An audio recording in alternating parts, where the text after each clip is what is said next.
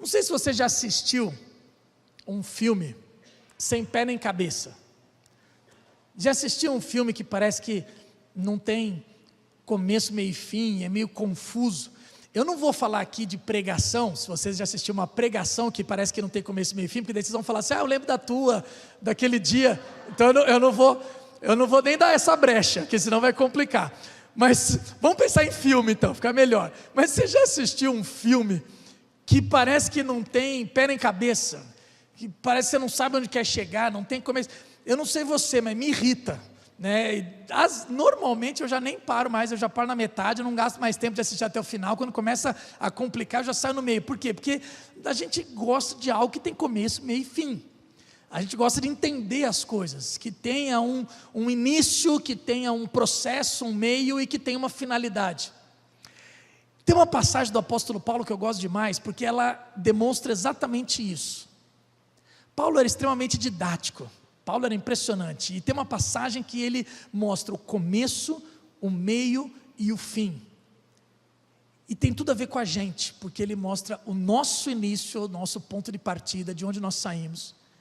Ele mostra o processo que Deus fez na nossa vida, e ele mostra qual a finalidade disso. Quero te convidar a abrir em Efésios, capítulo 2, que é essa passagem que eu quero compartilhar com vocês. Efésios capítulo 2, a partir do versículo 1.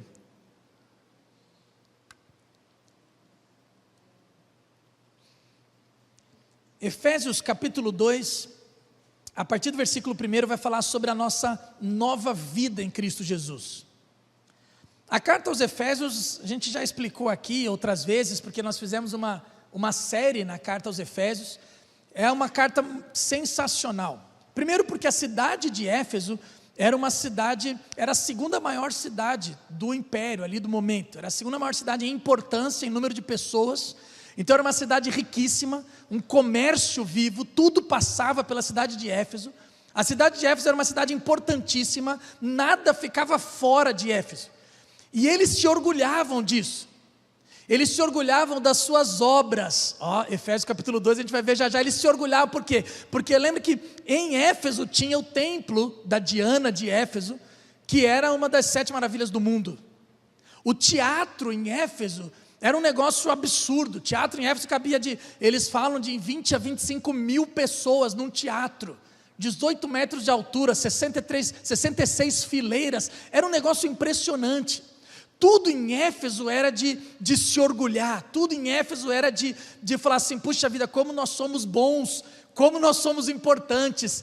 Uma cidade na época, provavelmente 250 mil habitantes, mas que tudo passava por ela. Tanto que o apóstolo Paulo, quando ele vai para Éfeso, ele fica um tempo ali. É uma cidade que ele fica mais tempo, provavelmente uns 3 anos ensinando. Ele monta a partir de Éfeso uma escola chamada Escola de Tirano. Ele ensinava muitas vezes onde não tinha lugar, no próprio teatro de Éfeso, onde várias pessoas se juntavam e vários dos seus discípulos, dos seus pupilos, daqueles que ele treinava para justamente assumir as igrejas que ele plantava, vinham no teatro de Éfeso para ouvir as palavras de Paulo. Paulo provavelmente reunia muitas pessoas, foi daí que surgiu essa escola chamada Escola de Tirano. A importância de Éfeso no cenário, tanto da época, quanto no cenário religioso, no cenário cristão, ela é fundamental. A carta aos Efésios, Paulo é extremamente didático. Ele divide, tem 6 capítulos, os 3 primeiros capítulos em teoria, doutrina, exposição bíblica, e os 3 últimos capítulos, o 4, o 5 e o 6, em prática. Então, quando a gente pega o livro de Efésios para estudar, você vai ver que o 1º, 2º e 3º capítulo é extremamente profundo, doutrinário, teologia pura. E o 4º, o 5º e o 6º é prática. É como que essa teologia vai reverberar no meu dia a dia, como que essa teologia precisa trazer aplicações práticas para o meu dia a dia. Quando você pega o 1º capítulo de Efésios, ele vai falar sobre as bênçãos espirituais nas regiões celestes.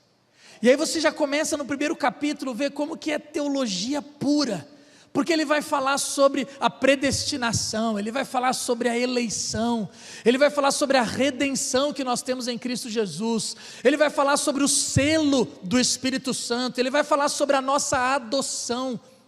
E várias vezes a expressão em Cristo Jesus, em Cristo Jesus, em Cristo Jesus. Paulo vai trazer no primeiro capítulo essa ideia das bênçãos espirituais que nós temos em Cristo Jesus. E por causa de Cristo Jesus, cada presente maravilhoso. Mas aí ele começa o segundo capítulo. E no segundo capítulo ele traz um retrato totalmente diferente. Ele começa falando sobre o nosso estado. Quem nós éramos. E é aqui que eu quero começar com vocês. Vamos à leitura, Efésios capítulo 2. A partir do versículo 1 ele vai dizer assim: vocês estavam mortos em suas transgressões e pecados, nos quais costumavam viver quando seguiam a presente ordem deste mundo, e o príncipe do poder do ar, o espírito que agora está atuando nos que vivem na desobediência. Anteriormente, todos nós também vivíamos entre eles, satisfazendo as vontades da nossa carne, seguindo os seus desejos e pensamentos. Como os outros, éramos por natureza merecedores da ira. Todavia, Deus, que é rico em misericórdia, pelo grande amor com que nos amou, deu-nos vida com Cristo, quando ainda estávamos mortos em transgressões. Pela graça vocês são salvos. Deus nos ressuscitou com Cristo, e com Ele nos fez assentar nas regiões celestiais em Cristo Jesus, para mostrar nas eras que hão de vir a incomparável riqueza da sua graça, demonstrada em sua bondade para conosco em Cristo Jesus. Pois vocês são salvos pela graça, por meio da fé.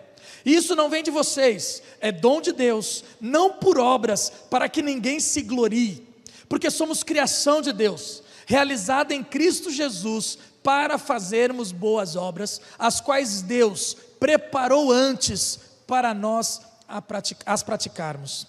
Feche teus olhos mais uma vez. Pai, aqui está a tua palavra, e em nome do Senhor Jesus nós pedimos que o teu Espírito Santo nos ilumine, e que aquilo que o Senhor quer nos ensinar nessa noite seja claro, nítido, sem dúvida alguma, para entendermos a tua vontade na nossa vida. É isso que nós desejamos, em nome do Senhor Jesus, amém. Capítulo 2, esse versículo, esse trecho de 1 a 10, Paulo vai trazer essa ideia, e eu quero trazer aqui como se fosse a ideia de um belo filme, com começo, meio e fim. Eu já preguei essa passagem uma vez pensando no passado, presente e futuro, mas a ideia é que isso tem um início, ele tem um meio, um processo, e ele tem um final. E por que eu quero trazer de um belo filme? Porque depois nós vamos ver que isso aqui, essa criação toda é uma bela obra de arte do Criador. Só que esse filme não começa no segundo capítulo. Eu quero trazer a ideia de um filme que começa no primeiro capítulo já. E ele começa com uma grande festa.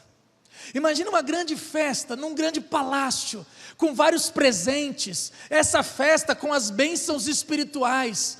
Essa festa regada com a presença do Senhor, essa festa cheio de presentes de Deus para a turma. E aí todos os presentes que nós vimos no primeiro capítulo, só mencionamos, com essa redenção, com a predestinação, com a eleição, com a adoção, com o selo do Espírito Santo. Mas de repente, quando eles começam a perceber, nessa grande festa, os presentes, aqueles que estão dentro da festa, não deveriam estar lá. Porque Paulo era apóstolo dos gentios, e quando ele vai narrar essa igreja do primeiro capítulo, essa igreja gloriosa, essas bênçãos espirituais, é como se ele estivesse falando assim: mas tem um porém, vocês não deveriam estar nessa festa, porque vocês não são o povo originário, vocês não são os judeus. A cidade de Éfeso era uma cidade cosmopolita, era uma cidade que passava de tudo, e Paulo tinha levado o evangelho aos gentios, como apóstolo aos gentios. Então ele está dizendo assim: vocês estão nessa festa, mas vocês não são merecedores dessa festa, vocês não deveriam estar nessa festa. E a pergunta surge: mas então, por que eles estão nessa festa? Por que eles entraram nessa festa? E por que de fato eles estão nessa festa? E são esses três porquês que eu quero responder, através de Efésios capítulo 2. Por que eles não deveriam estar nessa festa? E aí nós vamos entender a mentalidade de Paulo, qual é a didática de Paulo para falar com essa cidade de Éfeso, que tem a ver com todos nós hoje. Mas como que eles entraram nessa festa? E qual a finalidade para eles estarem nessa grande festa? O primeiro porquê, então, por que eles não são merecedores dessa festa? Aí Paulo começa, é interessante esse contraste, logo depois do primeiro capítulo, onde ele vai falar de tantas bênçãos, onde ele vai falar da igreja, de tantos presentes de Deus, e falando várias vezes a expressão em Cristo, em Cristo, em Cristo. Ele começa o capítulo 2, nem mencionando Cristo Jesus, porque ele quer trazer a realidade do ser humano, e ele fala assim, nós estamos tudo nessa festa, Deus deu um monte de presente, mas presta atenção numa coisa, nós estávamos mortos, ele fala, vocês estavam mortos em suas transgressões e pecados, nos quais costumavam viver quando seguiam a presente ordem deste mundo, e o príncipe do poder do ar, o espírito que agora está atuando nos que vivem na desobediência. Anteriormente, todos nós também vivíamos entre eles, satisfazendo as vontades da nossa carne, seguindo os seus desejos e pensamentos, como os outros éramos por natureza merecedores da ira de Deus. O apóstolo Paulo vai trazer qual era a nossa condição. Nós estávamos mortos, nós estávamos escravizados, nós estávamos condenados. Versículo 1, 2 e 3, Paulo vai falar por que nós não somos merecedores dessa festa. E é interessante como Paulo começa a passar, porque Paulo era judeu, e ele começa a transitar do vocês e nós, conosco e com vocês, convosco, conosco e convosco, porque a partir do momento que ele começa a falar, vocês não eram merecedores dessa festa, mas os versículos 1 a 3 também vão mostrar que essa é a condição de todos os seres humanos, essa é a condição da humanidade, ninguém merece entrar nessa festa, ninguém merece estar nesse banquete, ninguém merece todas aquelas bênçãos espirituais nas regiões celestiais do capítulo 1, ninguém merece. Por que ninguém merece? Porque nós estávamos mortos, a palavra aqui é literalmente, necros, literalmente mortos. Nós estávamos mortos em nossas transgressões e delitos, em nossos delitos e pecados. As palavras de Paulo, elas são escolhidas a dedo, porque é literalmente a ideia de pecado e delito ou iniquidade, não sei como é que está a tua tradução. A ideia de pecado é hamartia, que é a ideia de errar o alvo, alguém que errou o alvo, que desviou o caminho, que não está no caminho que deveria, que está totalmente distante, e que se você está distante em outro caminho, e Jesus está passando por aquele único caminho, você não vai ser encontrado, você não vai ser achado, você está perdido, e não tem como ser encontrado pelo Senhor, ou por outra pessoa. A ideia de delito é justamente uma conduta fora, uma conduta em outro lugar. As duas ideias traz, vocês estavam mortos, e não tem como vocês voltarem para o caminho. Infelizmente ontem nós tivemos esses 2 velórios, e eu sempre uso essa ilustração, não é por causa do velório não ontem, mas quando eu falo dessa situação da humanidade, Paulo depois vai falar sobre salvação, se você conhece esse texto, sempre quando eu falo sobre salvação, a gente tem essa conduta, nós presbiterianos, tem essa discussão, né? A eleição, a predestinação, Deus que te escolheu, ou você que escolheu Deus? E quando Paulo fala sobre isso, ele vai trazer essa ideia, que nós estávamos mortos, literalmente mortos em nossas transgressões e delitos. Um morto não tem vontade alguma, morto não levanta a mão num apelo, morto não reclama do ar-condicionado, quando está lá no velório acontecendo, morto não reclama do cheiro das flores, morto não reclama de nada, morto está morto, não tem vontade, não tem expressão de vontade, não tem expressão de desejo algum.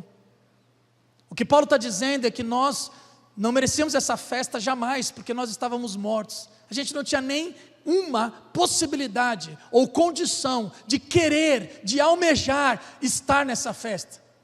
Mas não só a condição de morto, ele vai falar a condição de escravizado. Nós estávamos escravizados, e aí ele vai trazer a ideia do que a gente comumente fala sobre a carne, o mundo e o diabo.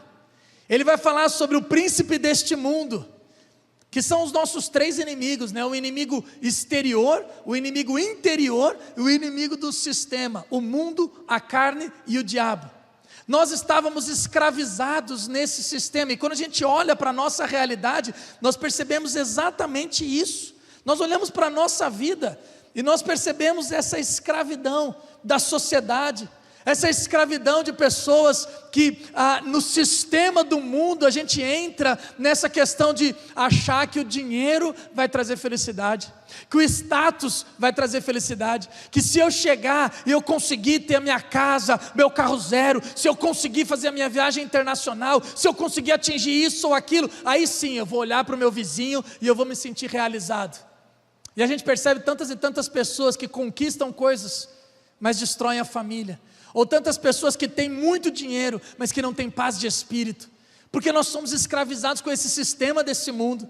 Nós somos escravizados na nossa própria carne. Ele vai falar que nós vivíamos segundo os nossos próprios desejos pecaminosos. Nós éramos influenciados e nos deixávamos levar por esses desejos pecaminosos. E quantas vezes nós olhamos para a nossa vida, gente, e essa luta aqui, dessa escravidão, que nós somos libertos pelo poder de Jesus, mas ainda lutamos contra isso, tá? Nós lutamos ainda contra o sistema desse mundo, contra a nossa própria carne e contra o diabo. Nós ainda lutamos contra isso. Isso aqui é uma luta que não terminou. Até a volta do Senhor Jesus a gente precisa estar antenado com isso aqui. Mas o que Paulo vai dizer no contexto aqui para Éfeso, é falar assim, ó, vocês viviam assim. É só perceber as pessoas que ainda continuam nesse sistema. Vocês podem olhar para essas pessoas e perceber como vocês viviam. Lembra da festa? Se ele está relatando uma grande festa com todas as bênçãos espirituais, ele começa o capítulo 2 dizendo assim, ó, mas vocês não são merecedores dessa festa, vocês não deveriam estar aqui, porque nós estávamos mortos em nossos delitos e pecados, porque nós estávamos escravizados pelo mundo, a carne e o diabo, e por isso éramos por natureza merecedores da ira de Deus. Nós estávamos condenados, nós éramos por natureza merecedores da ira de Deus, já tinha lá condenação, nós nascemos no pecado, Salmo 51 vai falar sobre isso, e na iniquidade, no pecado nos concebeu a nossa mãe.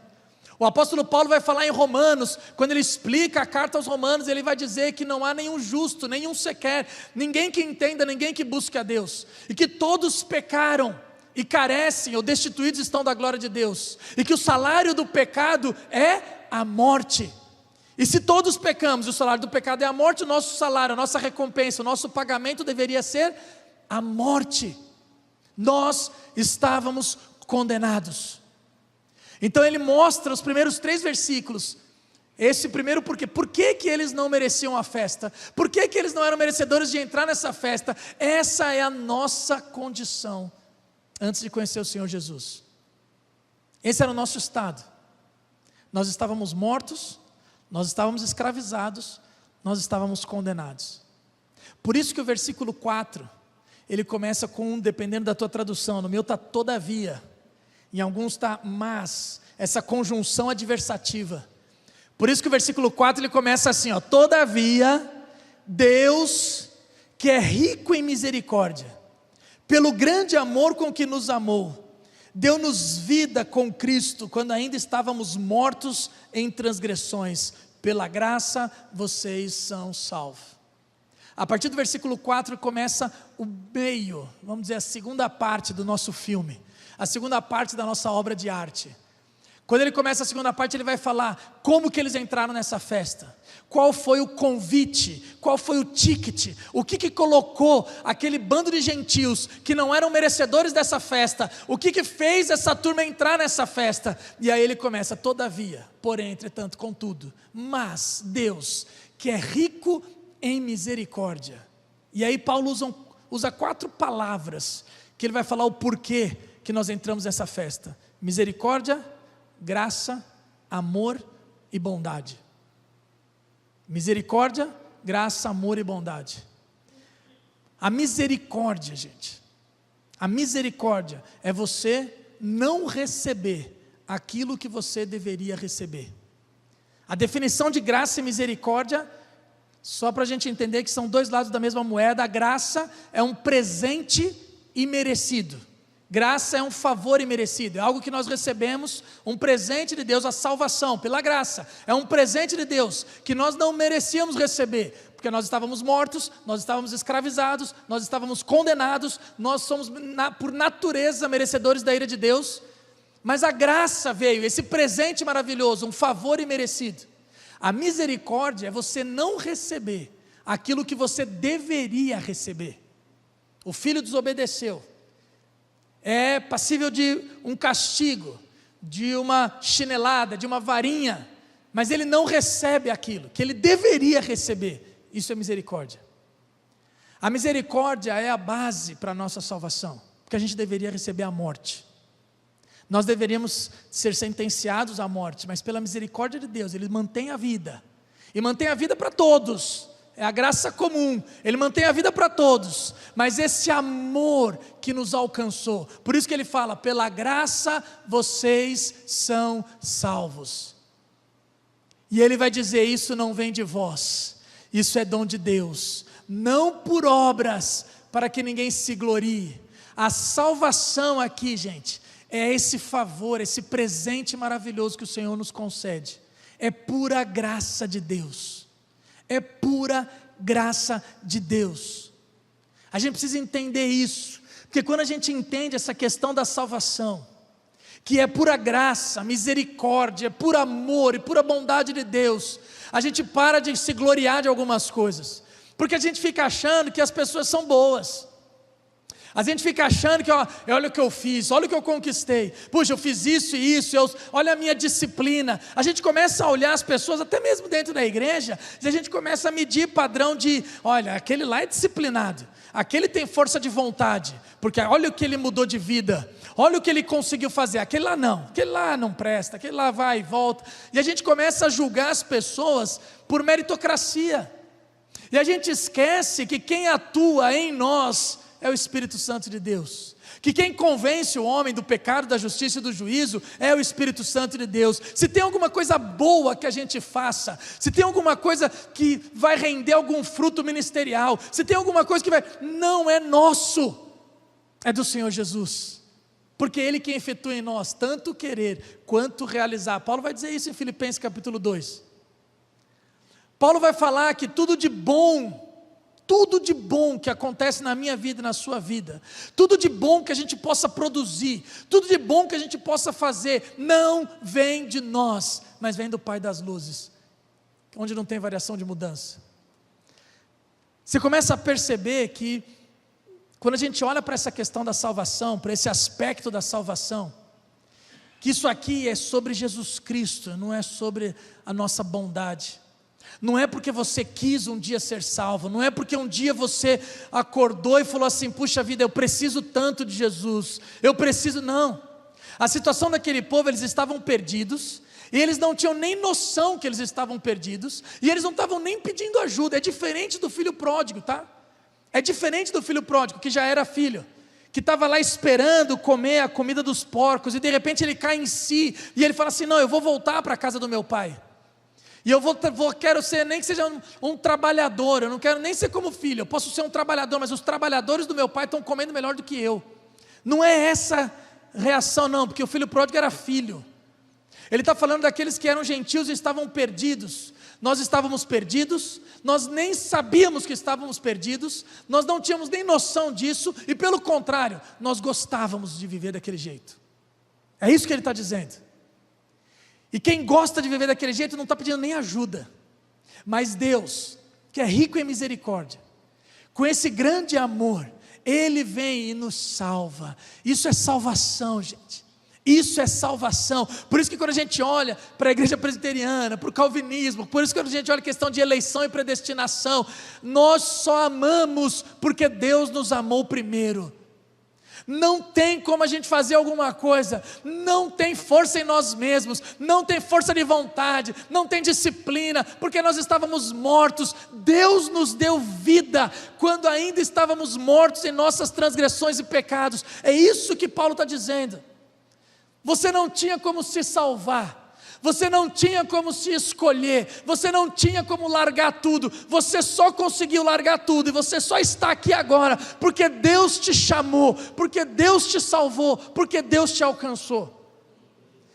Quando a gente olha para isso, gente, acaba o orgulho, ou pelo menos deveria parar, na verdade não deveria nem existir nenhum tipo de orgulho dentro de igreja, porque nós sabemos a nossa real condição, nós sabemos que nós temos essa natureza pecaminosa dentro de nós. Por isso que Paulo falava que ele lutava, o bem que ele queria fazer ele não conseguia fazer, e o mal que ele não queria fazer ele ia lá e fazia.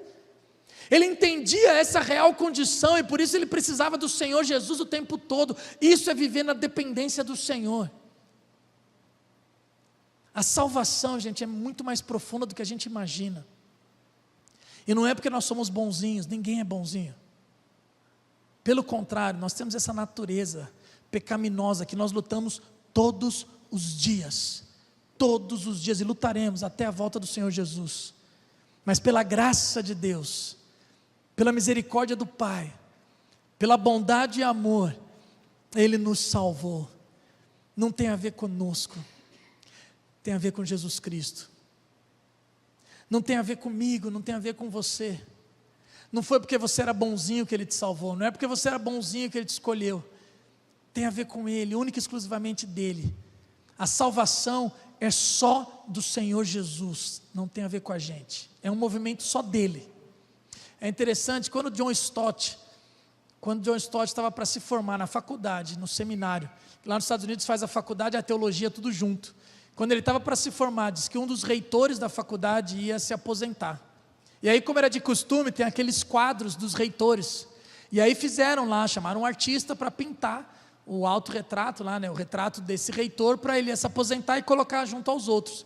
Mas diz que o artista caprichou, diz que o cara era sensacional, diz que a coisa foi tão bonita, que quando o reitor viu a sua própria foto, ele olhou para aquilo e ele disse assim: daqui a alguns anos, não vão perguntar quem que está ali na foto, quem que é o camarada da foto, mas daqui a alguns anos vão olhar para aquele quadro e vão dizer assim: quem pintou esse quadro? A salvação, gente, não é sobre quem está no quadro, a salvação é sobre quem pintou esse quadro. A salvação não tem a ver sobre mim, sobre você. A salvação não é sobre nós, a salvação é sobre Jesus Cristo. Tudo sempre foi por Ele, por meio dEle e para Ele.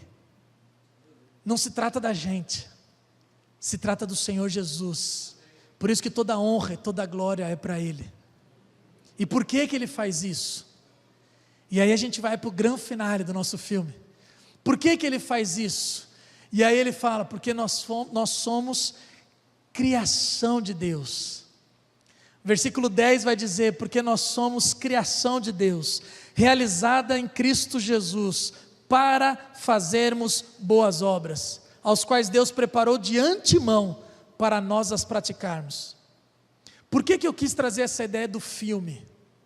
Porque a palavra que ele usa aqui, Paulo, e como eu falo, Paulo é tão didático e ele seleciona as palavras a dedo. Ele é muito estrategista, ele é muito assertivo.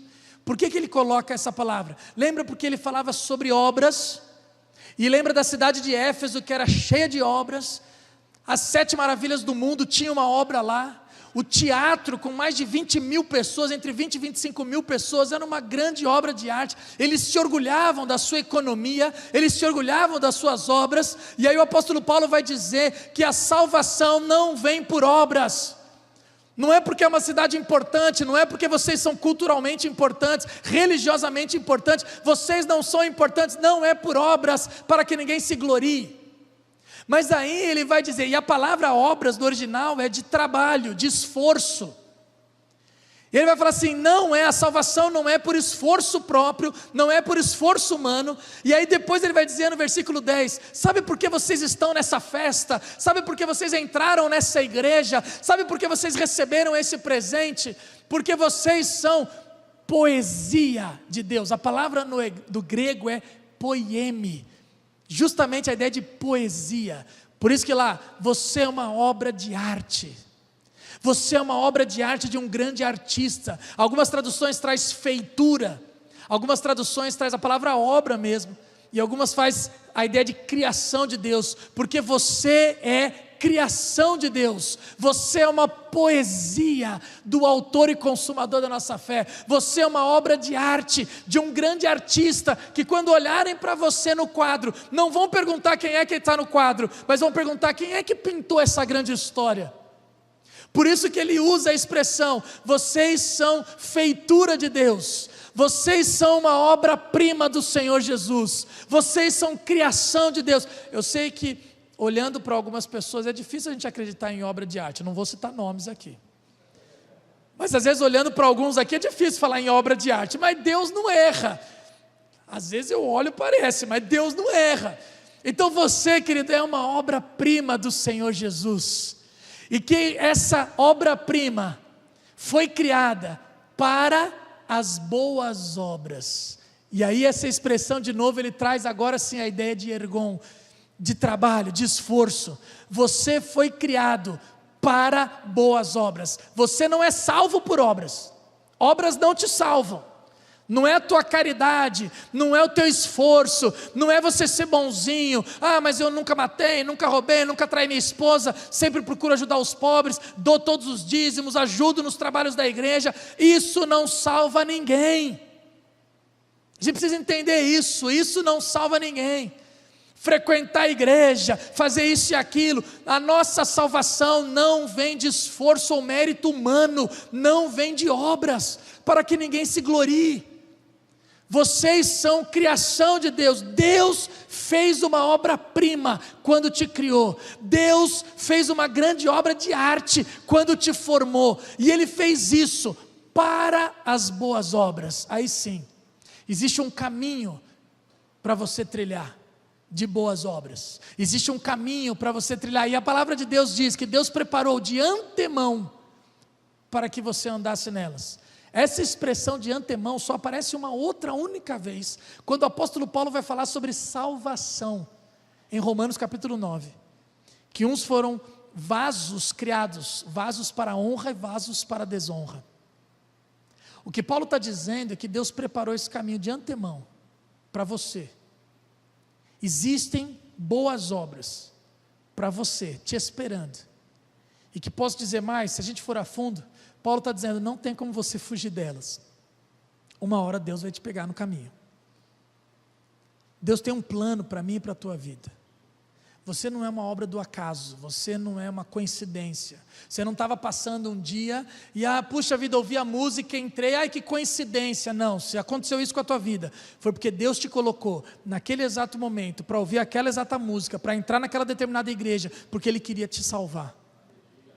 E se você está aqui ouvindo essa palavra hoje, foi porque Deus, através do seu Santo Espírito, moveu o teu coração para você se arrumar, mesmo comemorando o campeão que voltou para o Campeonato Brasileiro, que está todo mundo tremendo, Corinthians ganhou, segunda seguida, e todo mundo tremendo, e você estava lá na sua casa comemorando, e aí você falou, não, eu tenho que me arrumar para ir para a igreja, para ouvir a palavra do Senhor, para ouvir que tem obras preparadas para a sua vida, e que não adianta você fugir delas, porque Deus preparou de antemão, está tudo preparado para você caminhar nelas.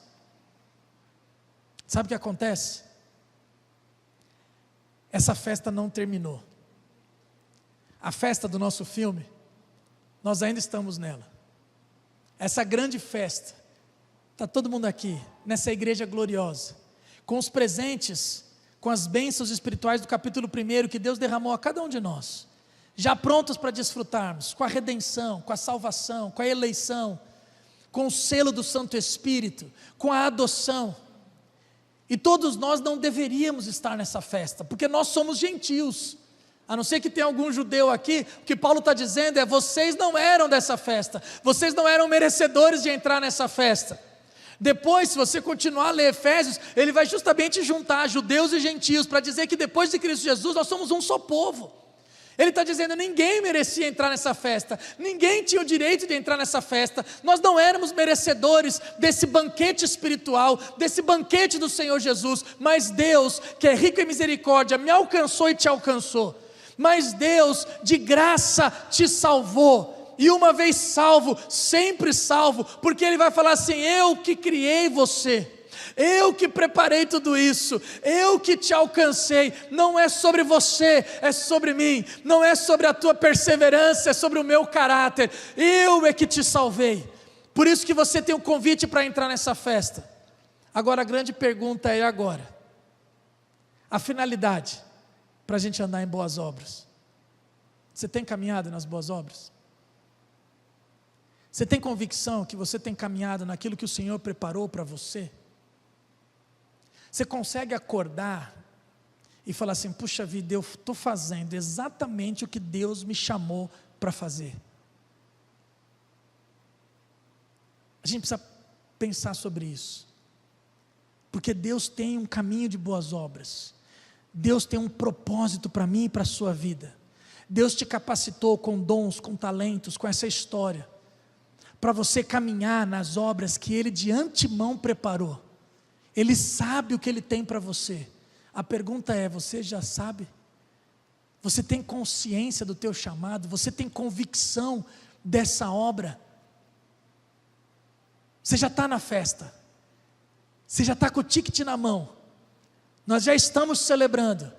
A pergunta é: nós estamos caminhando em boas obras? Que Deus nos abençoe, que essa reflexão fique pairando na nossa cabeça, fique a pulguinha atrás da orelha, para você buscar e falar: Deus, eu quero caminhar nessas boas obras, eu quero entender qual é a tua vontade para a minha vida, eu quero entender o que eu preciso fazer, me ajuda. Se você precisar conversar, pode conversar, me liga, vamos tomar um café, vamos atrás. Se você não sabe onde se enfiar, eu quero trabalhar na igreja, me procura, vamos trabalhar. Nossa ideia durante esse ano é justamente isso, é trazer as pessoas para se envolver no ministério do Senhor Jesus. Todo mundo, e às vezes não é só igreja não, tá? Não, eu tenho que estar em ministério. Não, você pode estar num ministério fora, dizendo assim: eu tenho convicção do meu chamado, que aonde eu estou, no local de meu trabalho, é aquilo que eu tenho para fazer. É o meu nível de influência, é ser sal da terra e luz do mundo, é ali que eu preciso estar, foi ali que Deus me chamou, foi ali que Deus me colocou. Se você tiver convicção disso, glória a Deus pela sua vida, e seja sal da terra e luz do mundo ali. Mas a gente precisa entender que você não é obra do acaso, você é uma obra-prima do autor e consumador, do grande artista. Você é uma poesia que o autor escreveu, e tem obras preparadas para você caminhar. Feche os teus olhos.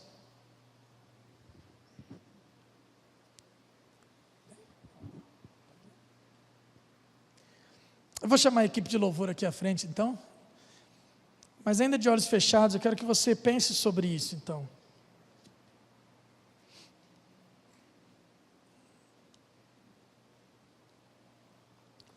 Você não é obra do acaso, você não é uma coincidência, você não é, nós não acreditamos em coincidência, nós não acreditamos em obra do destino, nós acreditamos na soberania do Senhor, a mão de Deus que sustenta todas as coisas. Nós cremos na mão de Deus que te colocou aqui hoje para ouvir esta palavra. Nós cremos no Senhor Jesus que sustenta a minha e a tua vida, e que preparou um caminho para você trilhar, e que te capacitou com dons e talentos para você andar nessas boas obras que Ele já preparou para você.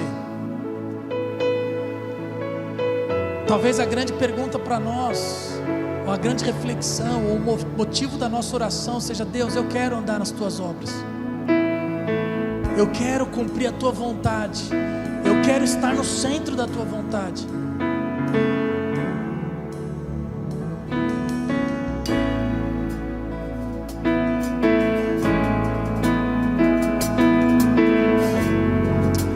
Então vamos ficar de pé, vamos cantar essa canção. Antes de fazer a oração final, você pode declarar ao Senhor que nós só temos o Senhor Jesus.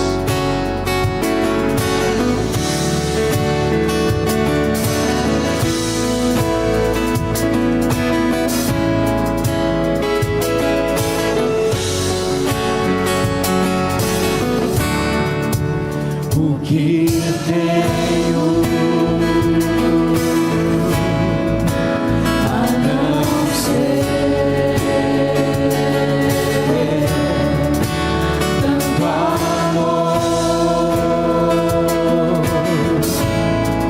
em teu olhar,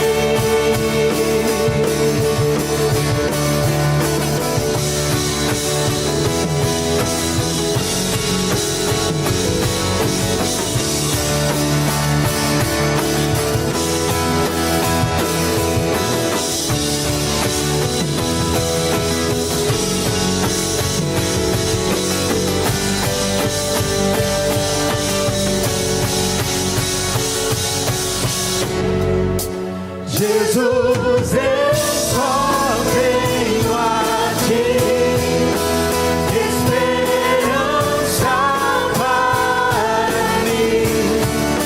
Se estou triste, minha fé está em Ti. Tua mão sustenta o céu e sustenta o meu viver. Teu amor me guiará até o fim. Jesus, eu só tenho a Ti. Jesus, eu só tenho a Ti. Jesus, eu só tenho a Ti. Jesus, eu só tenho a Ti.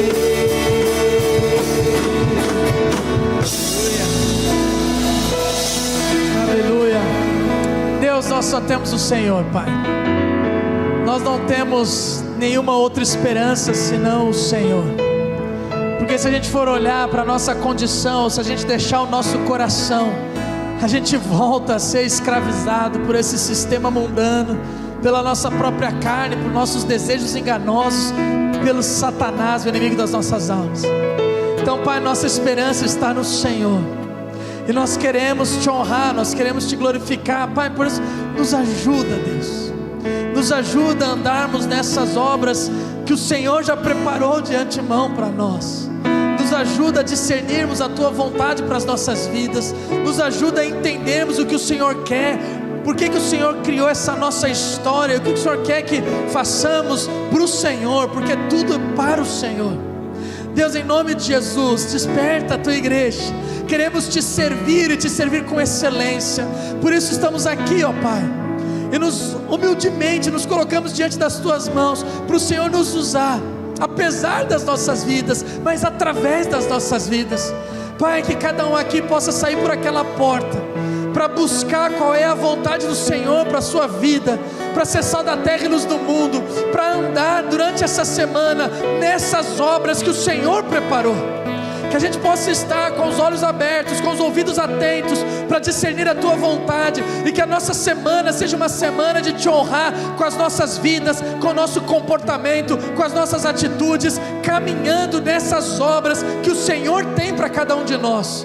Esse é o nosso desejo, essa é a nossa oração, em nome do Senhor Jesus.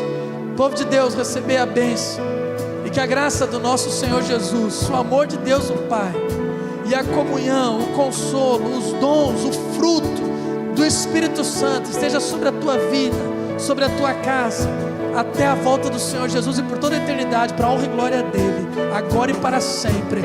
Amém e amém. Querido, Deus te abençoe, te dê uma semana de